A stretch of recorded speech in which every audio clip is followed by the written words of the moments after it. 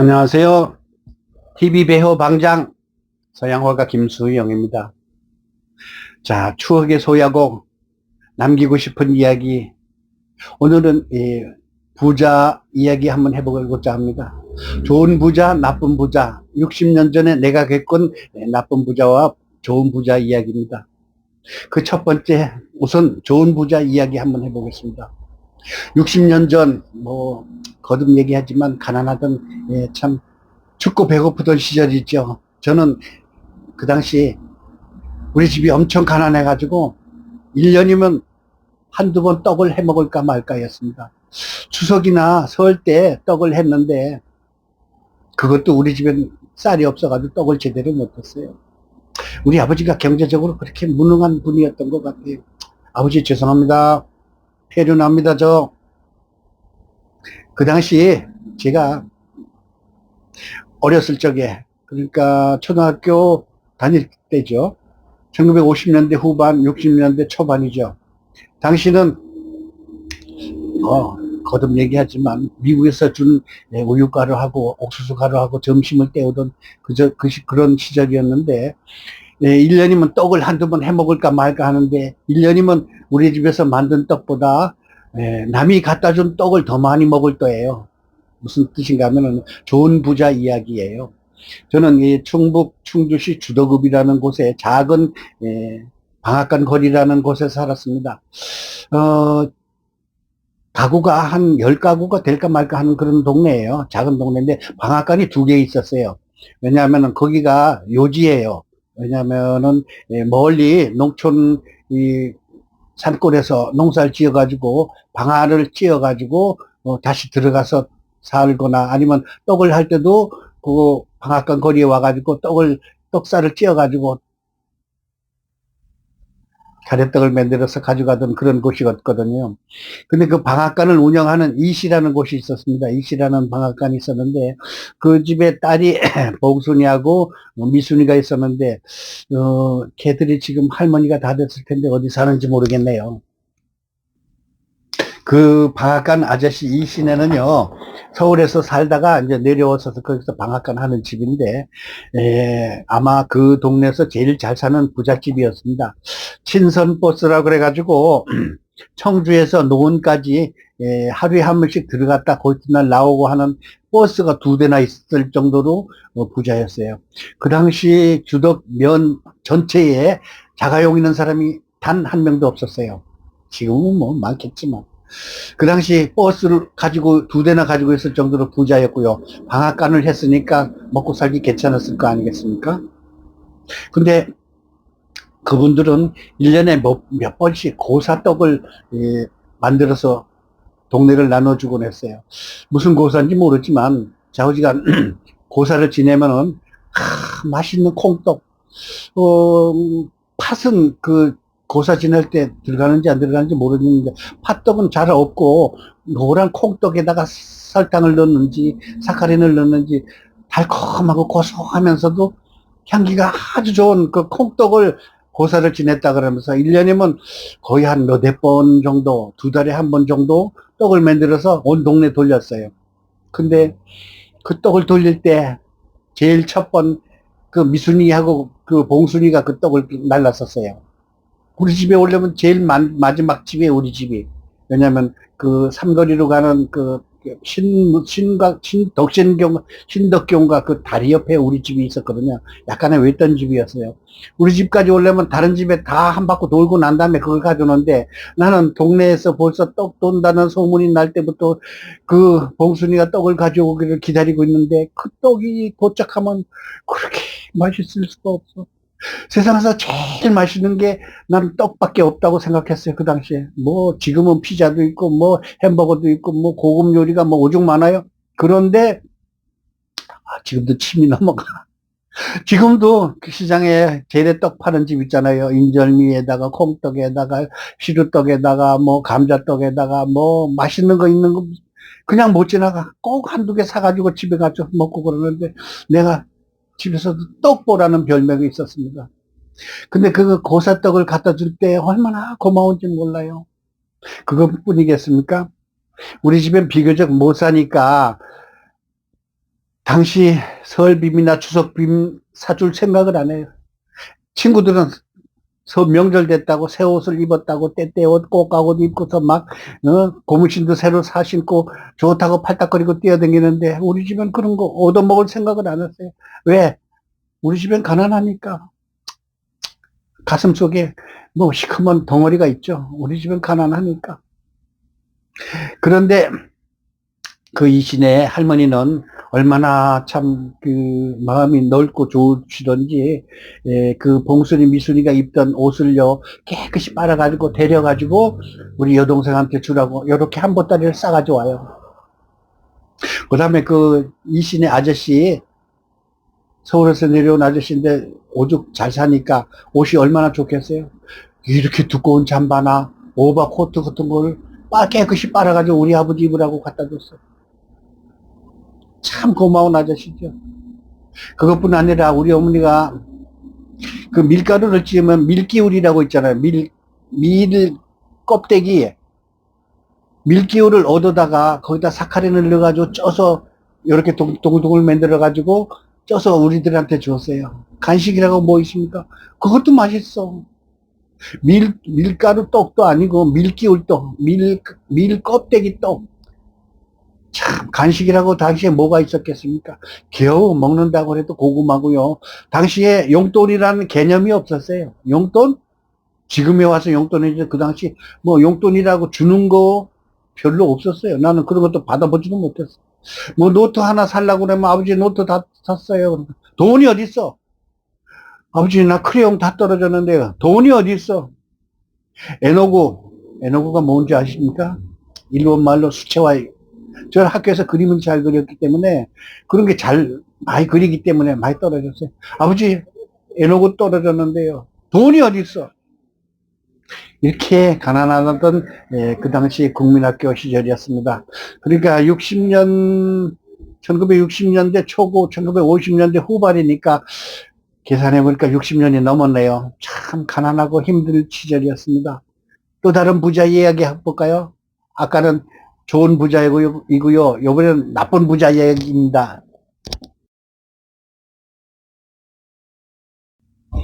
1950년대 후반, 60년대 초반, 온 나라가 가난하던 시절, 모두가 꽁보리밥도 못 먹던 시절이었습니다. 그 당시 그래도 우리 면에서 아니면 충청북도에서 제일 부자에 가까운 사람이 하나 살았습니다. 방주관이라고 해가지고 제네리예요. 제네리가 우리 신촌에는 50여 가구가 있는데 기와집이 딱 2장내 집 하나밖에 없었어요. 다 초가집이고 우리 집도 물론 초가집이었고요. 그런데 방주관이란 그곳 제넬이라는 그곳에는 기와집이 20채가 넘었어요. 한 50여 가구가 살았었는데 20채가 넘는 기와집이 있었으니 얼마나 잘 사는 동네예요. 근데 그 잘 사는 동네 중에서도 또 잘 사는 사람이 하나가 있었는데 이시네요. 이 뭐뭔데 이름을 제가 나쁜 부자 이야기니까 말씀을 드리지 못하죠. 그 이시네는 얼마나 잘 살았는가 하면은 소를 키워가지고 새끼를 낳잖아요. 그러면 새끼름을 하나 차지한다는 그런 기분에 의해서 소를 분양을 줍니다. 소 분양을 주면 이제 그 소를 키우는 동안에 농사 짓는데 도움이 되는데 실컷 이용하고 또 송아지를 낳으면 그 송아지 하나 얻는 그런 기분으로 소를 키워서 나중에 이제 그분들한테 갖다 주는 거예요. 그런 것도 있는가 하면은 소장농이라고 있잖아요. 그게 뭔가 하면은 요즘에는 그런 게 있는지 없는지 모르지만 논이 없는 집안이 있잖아요. 그러면은 논을 빌려 가지고 1년에 쌀이 이 2가마가 나오면은 2가마 중에서 1가마는 그 집에 주고 1가마는 그 농사를 지은 집이 갖는 거예요. 그러니까 소장농이 갖는 거죠. 그런데 얼마나 부자인가 하면은요. 그 영감이 하루 종일 돌아다녀도 자기 논을 끝까지 못 돌아다닐 정도로 논이 많다고 그랬어요. 당시 우리는 논이 한 3마지기밖에 없었는데 10마지기만 넘으면 좀 산다 그러는 부자 이렇게 이름을 지어줬지만 그 사람은 얼마나 논이 많으면은 하루 종일 돌아다녀도 자기 논을 끝까지 순찰을 못 돌 정도로 논이 많았던 분이에요. 그런데다가 한약방을 했어요. 당시는 이제 그 한약방이 허가도 없었던 것 같아. 내가 보기에는 뭐 침도 놔주고서 또 한약도 대려 먹게끔 이렇게 해서 그 한약이 굉장히 많이 참 이용을 했던 그런 그 한약방이에요. 그런데 어느 날 그 사람이 죽었다는 소문이 났어요. 방주관 이씨가 죽었대. 방주관 이씨가 죽었대. 이래가지고 사람들이 막 술렁술렁하고 뭐 그냥 이 우물가에서 막 난리 버릇을 치고 아유 왜 죽었지 왜 죽었지 그러는데 그냥 늙어서 죽은 게 아니라 누가 그 사람을 하늘로 보냈다는 거예요.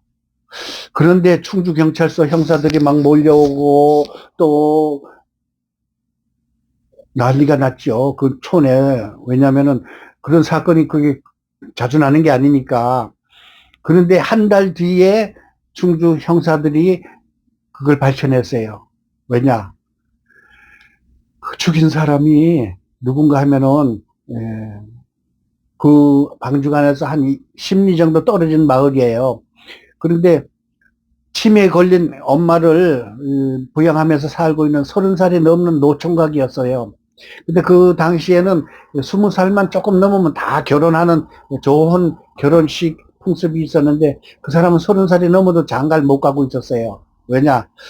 그 엄마가 혼자, 아버지는 돌아가시고 혼자 살았었는데 엄마가 치매에 걸렸었는데 치매를 당신은 뭐라고 다른 말이 있었는데 치매라는 말을 난 서울에 와서 들었지 그 당시에는 치매 말고 뭐가 다른 이름이 있었어요.